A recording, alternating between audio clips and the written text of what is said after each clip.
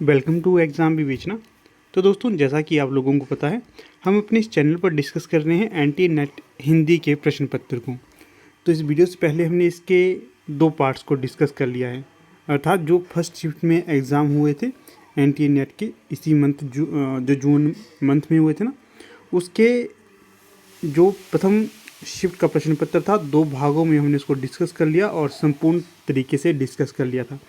अगर अभी तक आपने उन्हें नहीं देखा है तो अभी आप डिस्क्रिप्शन बॉक्स चेक करिए, वहाँ पर आपको एनटीए नेट हिंदी की एक प्लेलिस्ट मिलेगी, उसमें जाकर आप उन्हें विजिट करिएगा। ठीक है, तो आज हम जो डिस्कस करेंगे, ये जो इवनिंग शिफ्ट थी या फिर सेकेंड पेपर था, उसको हम देखेंगे। ठीक है ना। यहाँ पर देखिए, जितने भी प्रश्न आपको बताए जाएंगे ये सारे के सारे महत्वपूर्ण होंगे। कोई भी भविष्य में आपकी आगामी परीक्षा होगी हिंदी साहित्य से संबंधित, तो वहाँ पर ये प्रश्न आपको सीधे सीधे देखने के लिए मिलेंगे। तो हर एक प्रश्न को आप ध्यान से देखिएगा, काफ़ी महत्वपूर्ण आपके लिए होंगे। बाकी पीडीएफ के लिए आप हमारे टेलीग्राम और व्हाट्सएप ग्रुप को ज्वाइन कर सकते हो, उनका लिंक भी आपको डिस्क्रिप्शन बॉक्स में मिल जाएगा। ठीक है, तो चलिए शुरू करते हैं लेक्चर को। तो लेक्चर को शुरू करने से पहले आपको बता देता हूँ, अगर आप लोग में कोई आपके नियर डियर हो, HPPGT हिंदी की तैयारी करना चाहते हैं, तो आप हमारे जो न्यू बैच बैठ रहा है 15 जुलाई 2023 से, उसको ज्वाइन करने के लिए आप हमारे यहाँ पर व्हाट्सएप नंबर दिया गया है 8193121229। इस पर आप व्हाट्सएप करिए, आपकी कोई भी क्वेरी होगी तो उसको हम सॉल्व करने की कोशिश करेंगे। तो तिथि को ध्यान रखना है, 15 जुलाई 2023 से हमारा बैच शुरू होने वाला है। ये ऑनलाइन बैच होगा। सारी चीज़ें यहाँ पर आपको हिंदी साहित्य से संबंधित करवाई जाएंगी। आप अभी तक अगर आपको इसकी चीज़ों की जानकारी नहीं है तो आपको वहाँ पर सारी चीज़ें बताई जाएंगी पीजीटी हिंदी से संबंधित। ठीक है, तो चलिए शुरू करते हैं लेक्चर को। तो अगर आपको ये वीडियो अच्छी लगती हैं तो इन्हें लाइक शेयर और चैनल को सब्सक्राइब भी आपने अवश्य करना है। ठीक है, तो इन चीज़ों का ध्यान रखना है। तो पहला प्रश्न यहाँ पर बना है, ब्रिटिश काल में प्रेस पर सेंसरशिप सर्वप्रथम कब लगाई गई थी? तो ये लगाई गई थी आपकी 1799 ईस्वी में। और ख़त्म कब करी गई थी इसे? तो 1818 ईस्वी में से ख़त्म भी किया गया था। ये भी ध्यान रखने के लिए महत्वपूर्ण चीज़ें होंगी।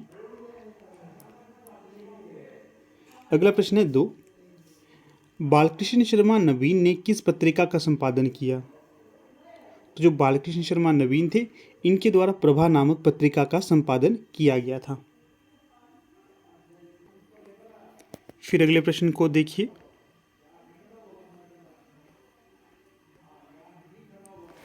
यहाँ पर आपको ध्यान रखना है, क्या ध्यान रखना है? जो प्रभा पत्रिका थी बालकृष्ण शर्मा नवीन के द्वारा निकाली जाती थी। कहाँ से निकाली जाती थी ये पत्रिका? कानपुर से।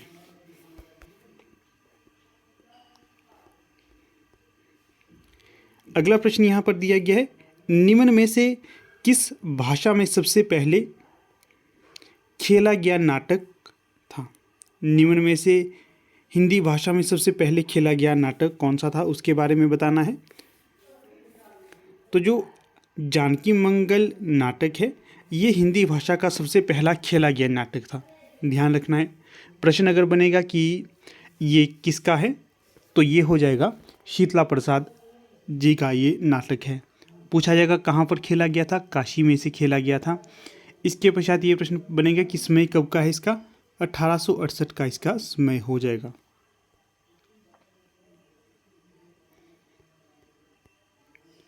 फिर अगला प्रश्न यहाँ पर दिया गया है, सूची ए को सूची 2 के साथ सुमेलित करना है। तो एक तरफ उपन्यास दिया गया है और दूसरी तरफ पात्र, तो मिला लेते हैं। देखिए, जो बेनी माधव है ये किस उपन्यास से संबंधित होंगे? तो बेनी माधव है मानस का हंस उपन्यास से संबंधित। पटेश्वरी ये किस उपन्यास से संबंधित है? गोदान उपन्यास से संबंधित है। सकलदीप ये किस उपन्यास से संबंधित होंगे? मैला आंचल।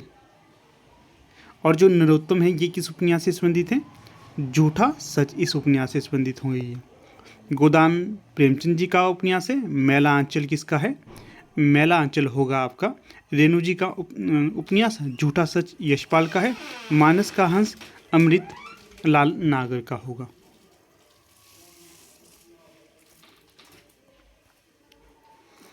फिर अगले प्रश्न की ओर रुख करिए।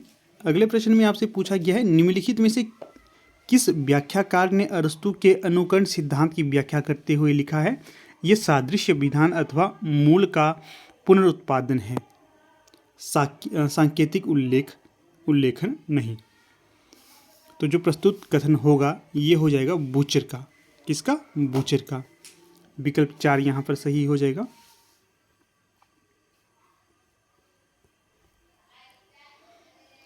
अगला प्रश्न है, निम्नलिखित में से रामदर्श मिश्र के निबंध हैं। तो बताना है जो रामदर्श मिश्र हैं इनके निबंध कौन कौन से होंगे। तो देखिए, कितने बजे, बबूल और कैक्टस, घर परिवेश, ये तीनों ही निबंध रामदर्श मिश्र के हो जाएंगे।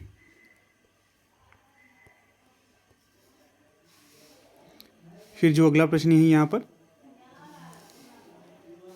यहाँ पर अभिकथन और कारण को सुमेलित करना है। मैला आंचल उपन्यास में आंचलिक कथा भाषा का उपयोग किया गया है, सत्य कथन है। फिर है, आंचलिक उपन्यास अंचल विशेष के परिदृश्य को व्यक्त करने वाली औपन्यासिक विधा नहीं है, तो ये गलत होगा। क्यों गलत होगा? जो आंचलिक उपन्यास होते हैं ये अंचल विशेष के परिदृश्य को व्यक्त करने वाली औपन्यासिक विधा होती है, इस कारण ये भी सही होना था, परंतु यहाँ पर ये नहीं लगाया है, जिस कारण ये कथन गलत हो जाएगा। तो विकल्प 3 यहाँ पर सही होगा। ए सत्य है लेकिन आर असत्य है।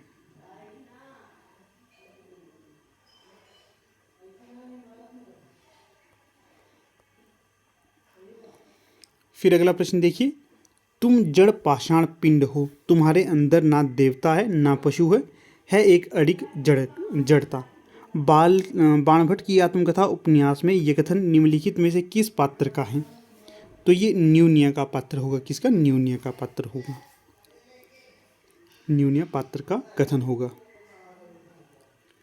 बाणभट्ट की आत्मकथा ये किसका उपन्यास होगा? हजारी प्रसाद द्विवेदी का। फिर देखिए, संस्कृति और सौंदर्य निबंध मूलतः निम्न में से किस रचनाकार पर आधारित है? तो ये हजारी प्रसाद द्विवेदी पर आधारित होगा। और किसका है? नामवर सिंह का।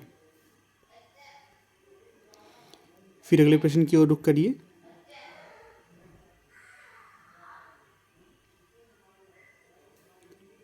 तो अगले प्रश्न में पूछा गया है, लोकलाज कुल श्रृंखला तजी मीरा गिरिधर भजी सदृश्य प्रेमी का पट प्रगट कल जुगही दिखायो, मीराबाई विषयक छप्य की उक्तियां कहाँ से उद्धृत हैं? तो प्रस्तुत जो उक्तियां होंगी, पंक्तियां होंगी, ये तो भक्तमाल से ली गई हैं, तो इसका ध्यान रखना है। फिर अगला प्रश्न है यहाँ पर, इनमें से कौन सी रचनाएं लीलाधर जगूड़ी की हैं, ये बतलाना है। तो इस यात्रा में भय भी शक्ति देता है, नाटक जारी है, ये तीनों ही रचनाएं लीलाधर जगूड़ी की होंगी। फिर अगले प्रश्न को देख लेते हैं, पिता के बारे में उपयुक्त कथन कौन से हैं? जो कहानी है पिता नामक कहानी, इससे संबंधित कथन बताने हैं कि कौन कौन से सही होंगे। तो जो पहला यहाँ पर सही हो जाएगा, एक तो उन्हें आधुनिक सुख सुविधा की चाहत नहीं थी, सही है ये। जो पिता थे उन्हें आधुनिक सुख सुविधा की चाहत नहीं थी, बिल्कुल सही है। फिर वे दूसरों के द्वारा लाई गई चीज़ों की श्रेष्ठता से प्रभावित नहीं होते थे, ये भी सही होगा। फिर है, वे 35 वर्षों तक अखंड केवल रामायण और गीता पढ़ते रहे हैं, तो ये भी सही होगा। ये 3 कथन यहाँ पर सही होंगे पिता कहानी से संबंधित। अगला है, हवन उपन्यास निम्न में से किसकी कृति है? तो जो हवन उपन्यास होगा ये सुषमा बेदी की कृति होगी। विधा इसका ध्यान रखना है, उपन्यास विधा की ये रचना होगी। अगला प्रश्न है, निम्न में से अज्ञे द्वारा रचित कहानी नहीं है।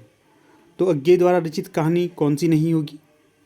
तो यह है नदी के द्वीप। जो नदी के द्वीप है ये कहानी विधा की रचना नहीं है।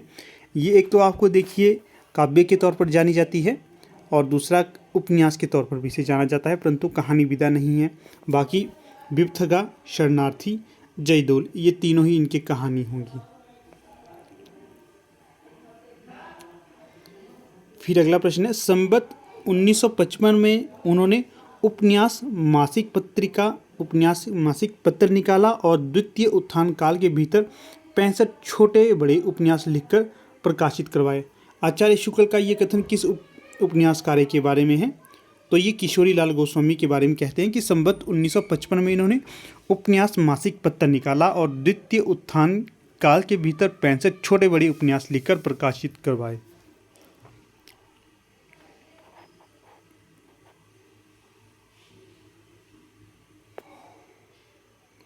फिर अगला प्रश्न है, नैतिकता समझ लो कि यही चौकी है, एक कोने में पड़ी है, सभा सोसाइटी के वक्त इस पर चादर बिछा दी जाती है। राग दरबारी उपन्यास में ये कथन कौन सा पात्र कहता है? तो ये कहता है शनिचर नामक पात्र। ठीक है, तो ध्यान रखिए, जो अपना राग दरबारी नामक उपन्यास है इसका समय क्या होगा? तो राग दरबारी का समय माना जाता है आपका 1968 के आसपास का, 1968 का। फिर ये भी प्रश्न बनता है कि जो किसका उपन्यास है ये? श्रीलाल शुक्ल का, श्रीलाल शुक्ल का ये उपन्यास हो जाएगा। फिर अगले प्रश्न में पूछा गया है, तो ये वही रिपीटेड प्रश्न है। अगले प्रश्न में पूछा गया है, उपन्यासों की कथा भाषा के संबंध में निम्नलिखित कथन विचारणीय है। तो उपन्यासों की कथा भाषा के संबंध में जो सही कथन होंगे, एक तो यह कि जो राग दरबारी में शब्द क्रीड़ा और श्लेष और बिंबों का व्यंग्यार्थ प्रयोग किया गया है, सही है। मैला आंचल में भाषिक मस्खरेपन का नाटकीय प्रयोग है, सही होगा। फिर शेखर एक जीवनी में बिंबों की दर्शनीय भाषिक छवियां हैं, तो ये भी सही होगा। इस प्रकार से यहाँ पर A, C, D सही कथन हो जाएंगे। फिर अगला देखिए, यहाँ पर यह भी आपको ध्यान रखना है कि जो बालकृष्ण भट्ट की आत्मकथा की भाषा अलंकारहीन और तत्सम रहित है, तो ये गलत होगा। और शेखर एक जीवनी में बिंबों की दर्शनीय भाषिक छवियां हैं, तो ये भी गलत हो जाएगा। फिर है अगला प्रश्न, अकहानी आंदोलन के बारे में निम्न कथनों पर विचार कीजिए। तो यहाँ पर जो सही कथन होंगे, अकहानी का मूल स्वर विरोध और निषेध का है, सही है। गंगा प्रसाद बिमल और रविंद्र कालिया इस आंदोलन के प्रमुख प्रवक्ताओं में रही हैं, तो ये भी सही होगा। एब्सर्ड थिएटर, एंटी स्टोरी, अस्तित्ववाद और बीट जनरेशन आदि के तत्व अकहानी की प्रकृति का निर्धारण करते हैं, तो ये भी सही होगा। तो यहाँ से जो सही विकल्प हो जाएगा केवल A, B, D। तो पूछा जाएगा अकहानी आंदोलन किसके द्वारा प्रतिपादित किया गया था? तो गंगा प्रसाद बिमल के द्वारा इसे प्रतिपादित किया गया था। फिर अगले प्रश्न की ओर रुख करिए। अगला प्रश्न क्या है, मेरे राम का मुकुट भीग रहा है, निबंध के सही अनुक्रम पर विचार कीजिए। तो यहाँ पर जो सही अनुक्रम होगा, तो ये देखिएगा,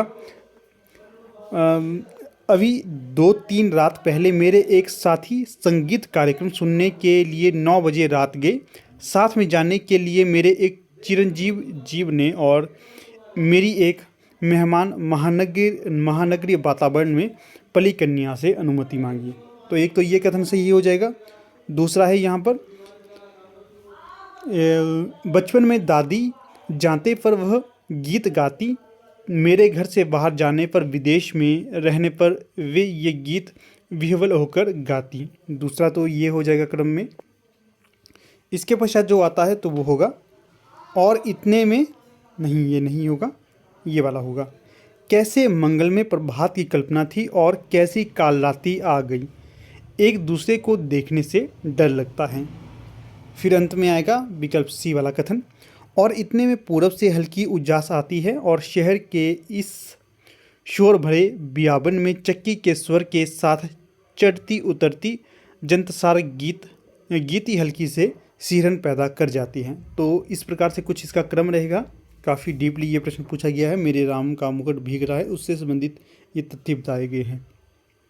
तो विकल्प 3 यहाँ पर सही होगा। आप इसको पॉज करके भी ध्यान से पढ़ सकते हैं, क्योंकि भविष्य में ये प्रश्न पूछे जाएंगे आपको। फिर अगला प्रश्न है, चंद्रदेव से मेरी बातें कहानी में निम्नलिखित पर व्यंग्य किया गया है। किस किस पर व्यंग्य किया गया है?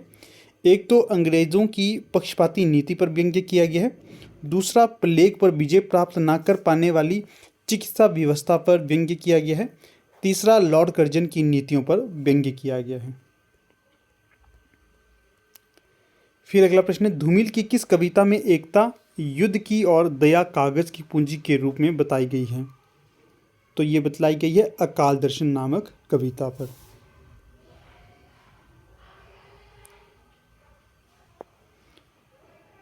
फिर देखिएगा अगला प्रश्न,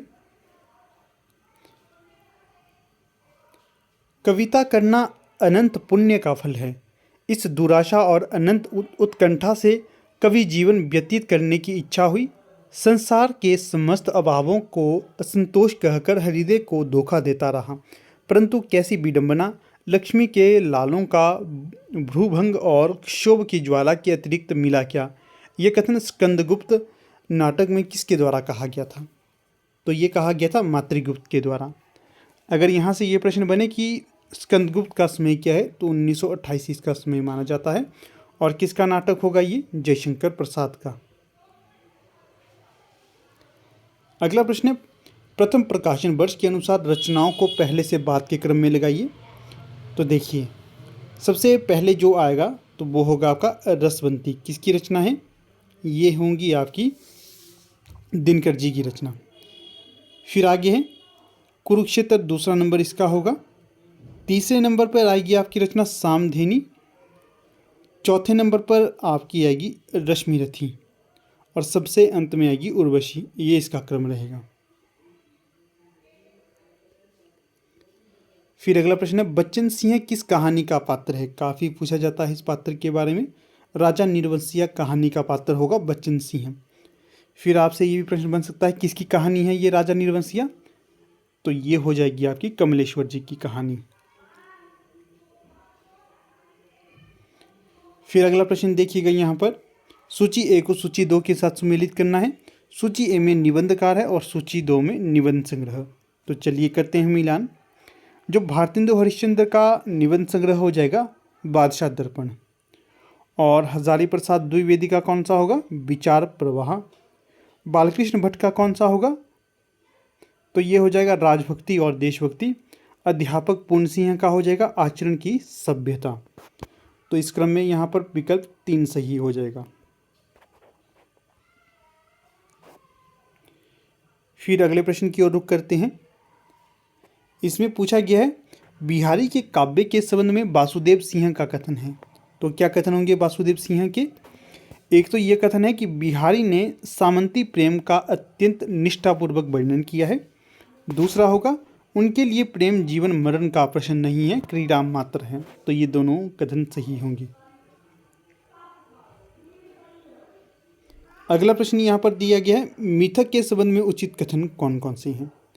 एक तो सही कथन ये हो जाएगा, मिथक संपूर्ण मानवता के शताब्दियों में सारभूत अनुभव पुंज हैं और अब चेतन में सुषुप्त होने के बावजूद कई क्षेत्रों में हमारा प्रत्यक्ष रूप नियमन करते हैं। दूसरा सही कथन हो जाएगा यहाँ पर ये, बच्चन सिंह के अनुसार मिथकों से अति प्राकृत तत्व, अनुष्ठान, आख्यान, बिंब और प्रतीक, इन 5 तत्वों को ग्रहण किया जा सकता है।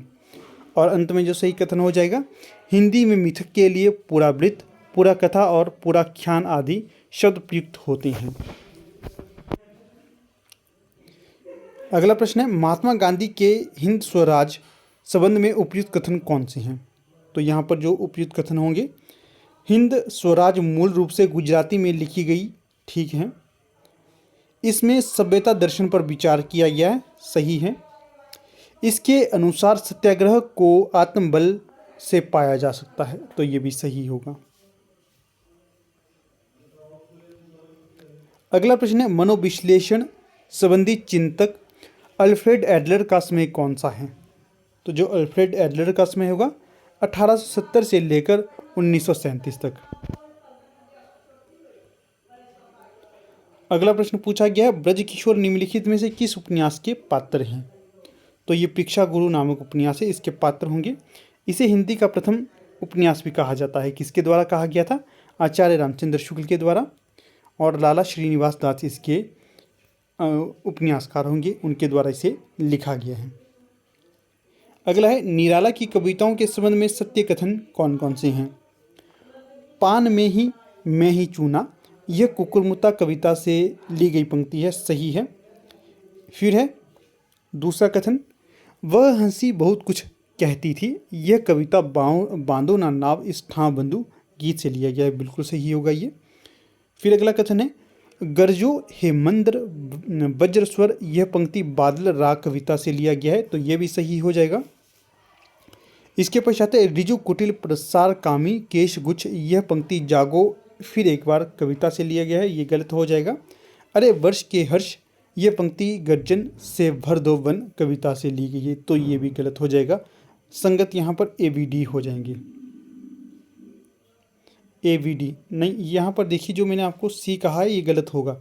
जो D है, रिजु कुटिल प्रसार कामी केश गुच्छ, ये पंक्ति जागो फिर एक बार कविता से ली गई है ना, तो ये भी सही होगा। यहाँ पर ABD ये 3 कथन सही होंगे। अगला प्रश्न क्या है? साधारणीकरण ना तो आश्रय या राम का होता है, ना आलंबन सीता का होता है, अपितु यह कवि अनुभूति का होता है।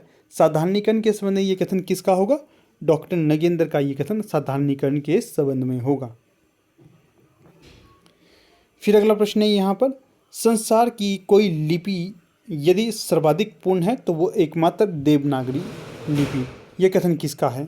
तो ये आइजैक पिटमैन का कथन होगा देवनागरी लिपि के लिए।